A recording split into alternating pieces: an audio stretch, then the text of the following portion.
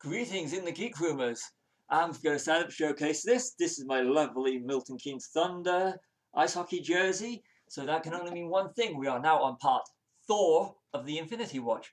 Okay, as always, I'm going to go and have a look at what IMDb had to say. This is just some of my favourite little bits. Stan Lee claims he'd always wanted to play Odin, but was happy with Sir Anthony Hopkins' casting and performance in the role. When Tom Hiddleston learned that he was going to be in the film, he was in a grisly pub in North London and caused an uproar when he screamed out loud.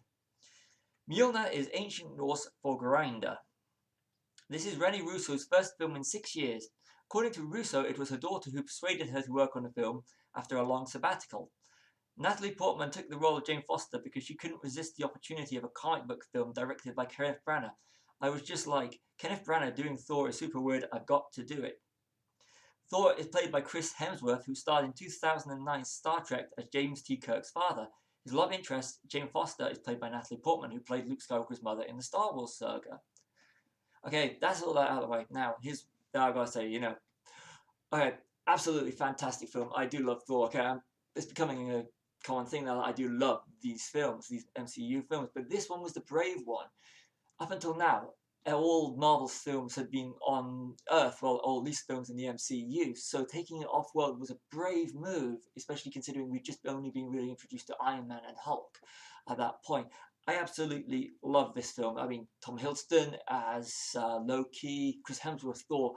Okay, his beard and his wig at times look ropey. I mean, if you compare it to the later films, Avengers Plus, which is 2 films coming in 2 films' time, it does look really fake.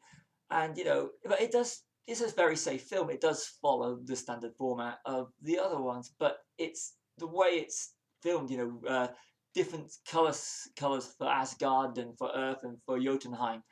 It is a really, really good film. I mean, like I said, it is perfectly cast, and it is, like I've already said, it is a very brave move on Marvel. This is the one that we could have made or may be in a case of make or break. And this is just my opinion. You may differ. But overall, fantastic film, and at that point, to hear it was my favourite film of the MCU. It was. One thing they should have pointed out, they always say don't try this at home to the kids stuff. The bit with the Boilermakers, I have to admit, me and my mate did actually try them afterwards, and massive hangovers the next day. But other than that, just don't try that at home. But fantastic film, really love it, and I love the character Thor. Chris Hemsworth casting, absolutely perfect, considering pretty much a relatively unknown outside of Aussie soaps. So that's it. Up next, 2011's Captain America: The First Avenger. See you then.